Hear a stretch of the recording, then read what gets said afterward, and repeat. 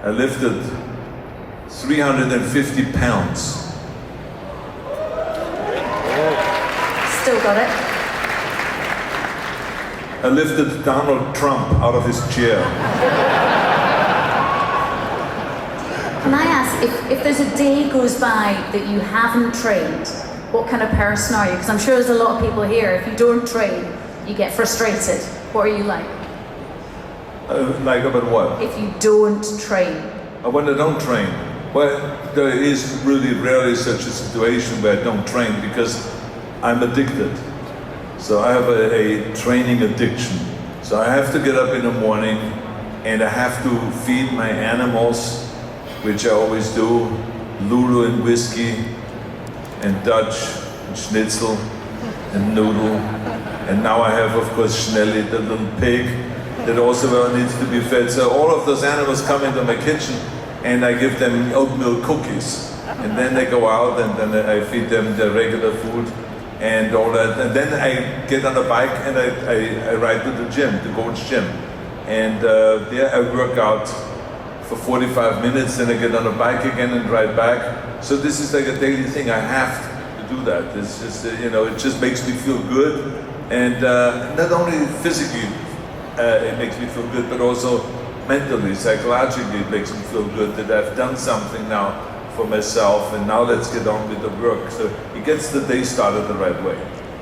You do say how you imagined memories that haven't happened yet, right? Okay, so you basically saw yourself winning Mr. Universe, Mr. Olympia, you saw yourself on billboards in Hollywood. Do you think you were just destined to be there? I mean, was it a lot of hard work or is a lot of it down to a positive mindset?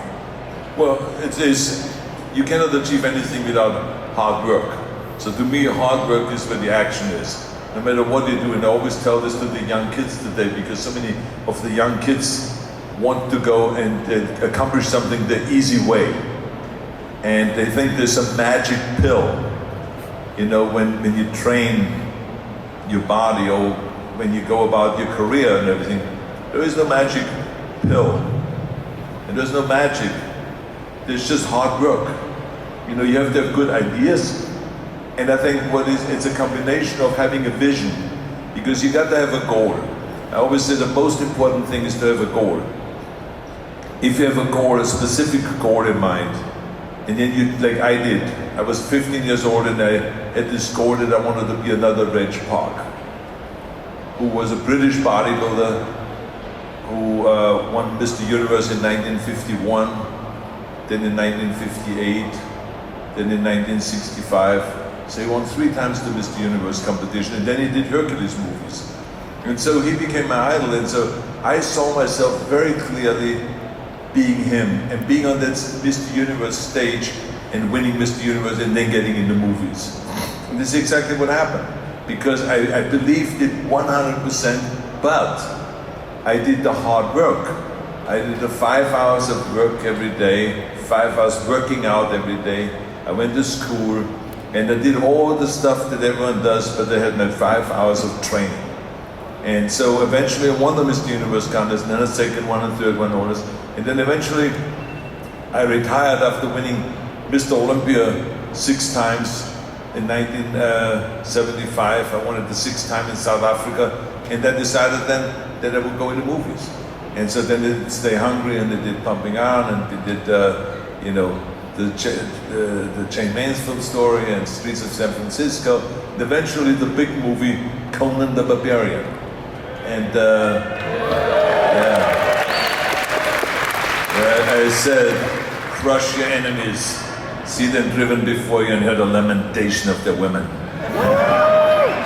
So, I mean, those movie lines became historic, the I'll be back, or get to the chopper! Put that cookie down. So all this traced down from the movies. So then became but again, it was the vision of becoming the world champion in bodybuilding, the very clear vision of getting into movies, and I felt very strongly that I would get the movie business. Now you have to understand that when I was in Hollywood and I retired from bodybuilding, and I weighed around 245 pounds. Everyone said you would never ever be able to get into movies. He says, you're too big, that's not what they're looking for now in Hollywood. And that was maybe in the 50s and 60s, they did Hercules movies, but not now. Now the new sex symbols are like Dustin Hoffman, Al Pacino, Woody Allen. Slightly different to you. I mean, it's like, it was like, it's impossible. This is the new guys, this is what you need to look like. And I said to myself, well, I'm never gonna look like that, that's for sure. But I did not give up.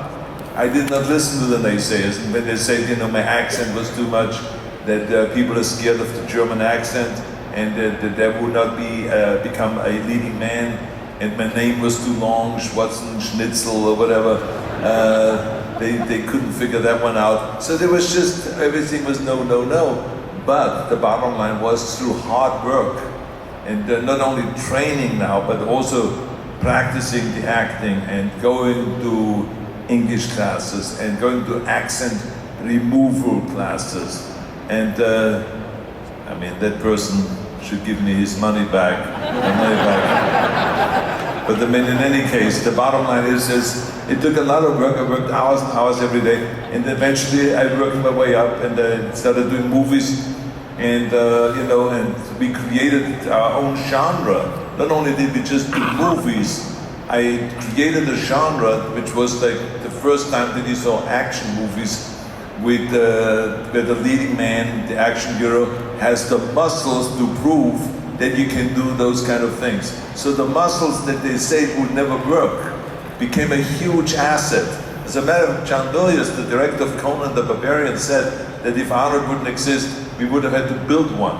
And Jim Cameron said the same thing with Terminator. He said Arnold made the thing work because he had this physique and he speaks kind of like a machine.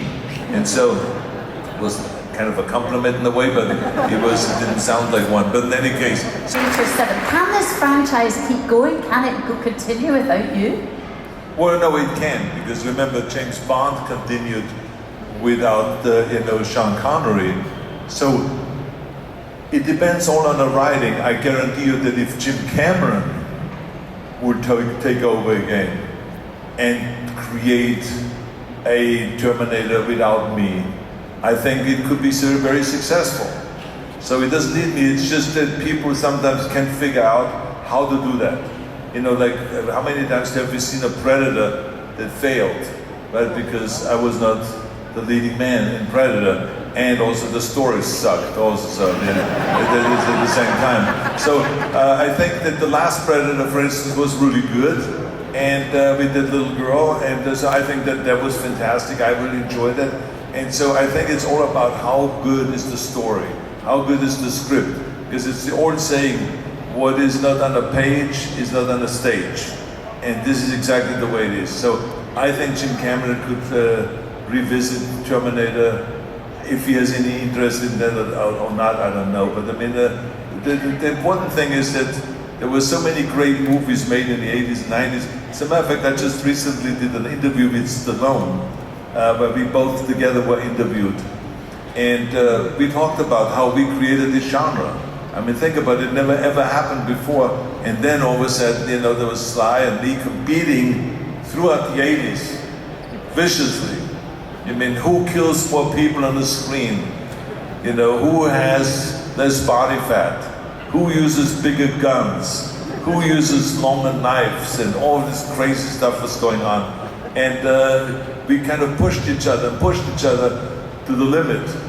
And, and both of us became very, very successful because we were very competitive, and our movies became very, very successful. And so we were talking about that, how now we are friends and we enjoy this great friendship, but how competitive we once were in the movie business, but how we created at the same time this genre of where you had to have the muscles and you have to show the strength that you're really able to do the things that you're doing on the screen.